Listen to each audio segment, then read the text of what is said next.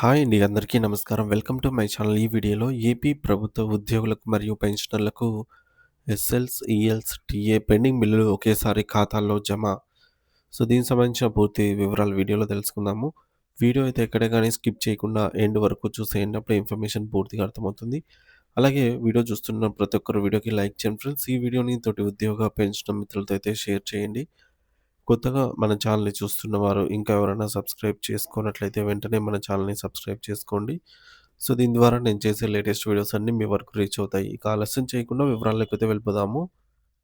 Friends ఇక విషయానికొచ్చినట్లయితే ఆంధ్రప్రదేశ్ రాష్ట్రంలోని ప్రభుత్వ ఉద్యోగులకు ముఖ్యంగా కొత్త పెన్షన్ విధానం సీపీఎస్ ఉన్నవారికి మరియు పాత పెన్షన్ విధానం ఓపీఎస్ ఉన్నవారికి ప్రభుత్వం కరువు భత్యం డీఏ బకాయిల విషయంలో తీసుకున్న నిర్ణయం ఒక చారిత్రాత్మక మలుపు అని చెప్పవచ్చు.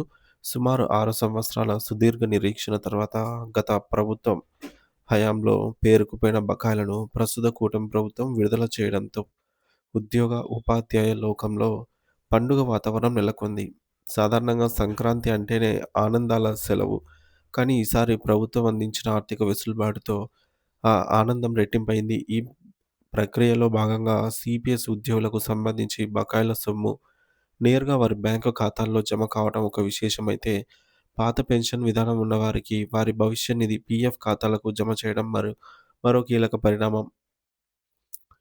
ప్రభుత్వం 6 ఏళ్ల నాటి కరువు భత్యం డీఏ బకాయిలను ఒకేసారి విడుదల చేయడంతో రాష్ట్ర వ్యాప్తంగా ఉన్న వేలాది మంది ఉద్యోగులు మరియు ఉపాధ్యాయులు ఈ ఏడాది సంక్రాంతిని అత్యంత సంబరంగా జరుపుకుంటున్నారు. సీపీఎస్ విధానంలో ఉన్న ఉద్యోగులకు ఎటువంటి పీఎఫ్ ఖాతాలు ఉండవు కాబట్టి వారి బకాయి మొత్తాన్ని నగదు రూపంలో బుధవారమే నేరుగా వారి బ్యాంకు ఖాతాల్లోకైతే జమ చేశారు. ఈ ప్రక్రియ ఎంత వేగంగా జరిగిందంటే మంగళవారం ఉత్తర్వులు వస్తే బుధవారం సాయంత్రానికి చాలామంది మొబైల్ ఫోన్‌కు అలర్ట్ వచ్చిందనమాట. అకౌంట్‌లో అమౌంట్ జమ అనే మెసేజు. మరి ఈ ఆకస్మిక మరియు సానుకూల పరిణామంతో సీపీఎస్ ఉద్యోగులంతా తమ హర్షాన్ని వ్యక్తం చేస్తున్నారు. ప్రభుత్వం తన చిత్తశుద్ధిని మాటల్లో కాకుండా చేతల్లో చూపించిందని వారు కొనియాడుతున్నారు. తాజా ఉత్తర్వుల మేరకు విడుదలైన ఈ నిధులను మనం నిశితంగా పరిశీలిస్తే ఒక్కో సీపీఎస్ ఉద్యోగి బ్యాంకు ఖాతాలోకి వారి సీనియారిటీ మరియు హోదాను బట్టి రూ. 40,000 నుండి గరిష్టంగా రూ. 80,000 వరకు కూడా నగదు జమ అయ్యింది. మరి ఈ మొత్తం అనేది కేవలం ఒక చిన్నపాటి వెసులుబాటు కాదు. మధ్యతరగతి ఉద్యోగ కుటుంబాలకు ఇది ఒక పెద్ద ఆర్థిక ఆసరా అని చెప్పవచ్చు. మరోవైపు పాత పెన్షన్ విధానంలో ఓపీఎస్‌లో కొనసాగుతున్న ఉద్యోగ ఉపాధ్యాయులకు సంబంధించి 5 నెలల బకాయి మొత్తాన్ని ప్రభుత్వం వారి పీఎఫ్ ప్రావిడెంట్ ఫండ్ ఖాతాకు మళ్లించింది. అంటే ఈ సొమ్ము వారి భవిష్యత్ పొదుపుగా మారుతుంది. అయితే వీరికి రావాల్సిన మిగిలిన ఒక నెల బకాయి మొత్తాన్ని మాత్రం జనవరి నెలకు సంబంధించిన జీతంతో కలిపి ఫిబ్రవరి 1వ తేదీనే నగదు రూపంలో చెల్లించనున్నారు. దీనివల్ల ఇటు పొదుపు, అటు తక్షణ అవసరాలకు నగదు రెండూ సమకూరుతాయి. ఈ బకాయిల వెనుక ఉన్న నేపథ్యాన్ని ఒకసారి గమనిస్తే గతంలో చంద్రబాబు నాయుడు గారు ముఖ్యమంత్రిగా ఉన్న 2018, 19 కాలంలో కొన్ని సాంకేతిక మరియు ఆర్థిక కారణాల వల్ల ఈ కరువు భత్యం బకాయిలు నిలిచిపోయాయి. ఆ తర్వాత 2019లో అధికారంలోకి వచ్చిన వైఎస్ జగన్మోహన్ రెడ్డి గారు ఈ పాత బకాయిలను విడతల వారీగా చెల్లిస్తామని ఉద్యోగులకు భారీ హామీ ఇచ్చారు. ఆ హామీని నిలబెట్టుకుంటున్నట్లు చూపేందుకు అప్పట్లో ప్రభుత్వం 2 జీవోలను కూడా విడుదల చేసింది. కానీ ఆశ్చర్యకరమైన విషయం ఏంటంటే 5 ఏళ్ల సుదీర్ఘ కాలంలో ఆ జీవోలు కేవలం కాగితాలకే పరిమితమయ్యాయి తప్ప ఒక్క రూపాయి కూడా ఉద్యోగి ఖాతాలో చేరలేదు. దీనిపై ఉద్యోగ మరియు ఉపాధ్యాయ సంఘాలు గత 5 ఏళ్లలో వందలాది నిరసనలు, పోరాటాలు చేసినప్పటికీ అప్పటి ప్రభుత్వం నుంచి ఎటువంటి స్పందన లభించలేదు.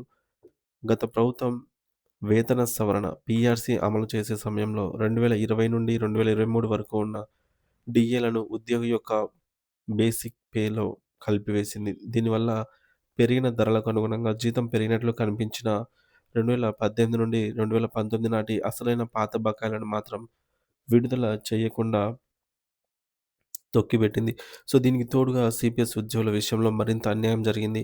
ప్రతి నెల ఉద్యోగి జీతం నుండి కట్ చేసిన సొమ్మును ప్రభుత్వం సీపీఎస్ ఫండ్‌కు పంపాల్సి ఉంటుంది. కానీ గత జగన్మోహన్ రెడ్డి గారి ప్రభుత్వంలో ఆ సొమ్మును ఫండ్‌కు పంపకుండా రాష్ట్ర ప్రభుత్వం సొంత అవసరాలకు మరియు ఇతర పథకాలకు దారి మళ్లించింది.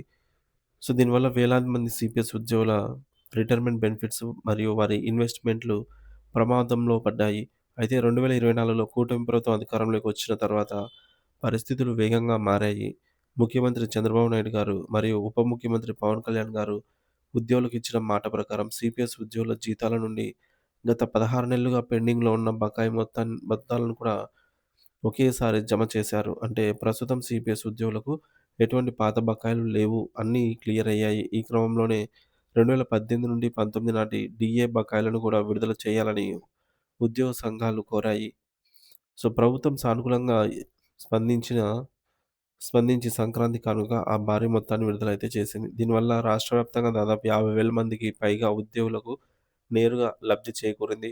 ముఖ్యంగా ఉమ్మడి జిల్లాలోని ఉద్యోగులు, ఉపాధ్యాయులతో పాటు శాంతి భద్రతలను పర్యవేక్షించే పోలీసు విభాగంలో వారికి కూడా ఈ బకాయిలు అందటం విశేషం. పోలీసులకు సంబంధించి సరెండర్ లీవ్ బకాయిలు మరియు సిపిఎస్ ఉద్యోగుల మొత్తం బకాయిలను ప్రభుత్వం క్లియర్ చేయడంతో ఆయా వర్గాల కుటుంబాల్లో ఈ ఏడాది సంక్రాంతి పండుగ నిజమైన వెలుగులను నింపింది. ఉద్యోగ హోదాను బట్టి ప్రభుత్వం విడుదల చేసిన 40,000 నుండి 80,000 రూపాయల సొమ్ము కూడా ప్రస్తుత ద్రవ్యోల్బణ కాలంలో వారికి ఎంతో మేలు చేస్తుంది. గత 5 ఏళ్లలో కేవలం హామీలతో కాలం గడిపినటువంటి ఉద్యోగులకు ఇప్పుడు చేతికి నగదు అందడం అనేది ప్రభుత్వ పాలనపై నమ్మకాన్ని పెంచింది. బకాయిలను విడుదల చేసేందుకు గాను ముఖ్యమంత్రి చంద్రబాబు నాయుడు గారికి ఆంధ్రప్రదేశ్ సిపిఎస్ ఉపాధ్యాయుల రాష్ట్ర అధ్యక్షులు రొంగలి అప్పలరాజు గారు ప్రత్యేక ధన్యవాదాలు తెలియజేశారు. ప్రభుత్వం ఒకేసారి ఇంత పెద్ద మొత్తంలో కరువు భత్యం బకాయిలను విడుదల చేయడం అనేది ఉద్యోగ మరియు ఉపాధ్యాయ వర్గాల్లో పోగొట్టుకున్న ఆత్మవిశ్వాసాన్ని తిరిగి తెచ్చిందని ఆయన పేర్కొన్నారు. కేవలం ఉత్తర్వులతో సరిపెట్టకుండా సిపిఎస్ ఉద్యోగుల బ్యాంకు ఖాతాలకు నేరుగా సొమ్ములు జమ చేయడం మరియు పాత పెన్షన్ విధానంలో ఉన్నవారికి పీఎఫ్ రూపంలో భద్రత కల్పించడం ప్రభుత్వం తీసుకున్న గొప్ప నిర్ణయం. ఒక నెల బకాయిని ఫిబ్రవరిలో జీతంతో పాటు ఇవ్వటం వల్ల ఉద్యోగులకు తక్షణ అవసరాలకు డబ్బు అందుబాటులోకైతే వస్తుంది. చివరగా రాష్ట్ర ప్రభుత్వ పాలనలో మరియు అభివృద్ధిలో అత్యంత కీలక భాగస్వామి అయిన ఉపాధ్యాయులు మరియు ఉద్యోగ వర్గాల్లో ప్రస్తుత కూటమి ప్రభుత్వం పట్ల ఒక సానుకూల దృక్పథం ఏర్పడింది. గత ప్రభుత్వం చేసిన తప్పులను సరిదిద్దుతూ ఉద్యోగుల న్యాయమైన హక్కులను గౌరవిస్తూ ప్రభుత్వం ముందుకు వెళ్తుండటంతో అందరూ హర్షం వ్యక్తం చేస్తున్నారు. అప్పుల ఊబిలో ఉన్న రాష్ట్రాన్ని చక్కదిద్దుతూనే ఉద్యోగుల సంక్షేమానికి పెద్దపీట వేయడం వల్ల రాబోయే రోజుల్లో ప్రభుత్వం మరియు ఉద్యోగుల మధ్య మరింత బలమైన బంధం ఏర్పడే అవకాశం ఉంది. ఈ పరిణామం రాష్ట్ర సర్వతోముఖాభివృద్ధికి ఎంతో దోహదపడుతుందనైతే సామాన్య ప్రజలు సైతం అభిప్రాయపడుతున్నారు.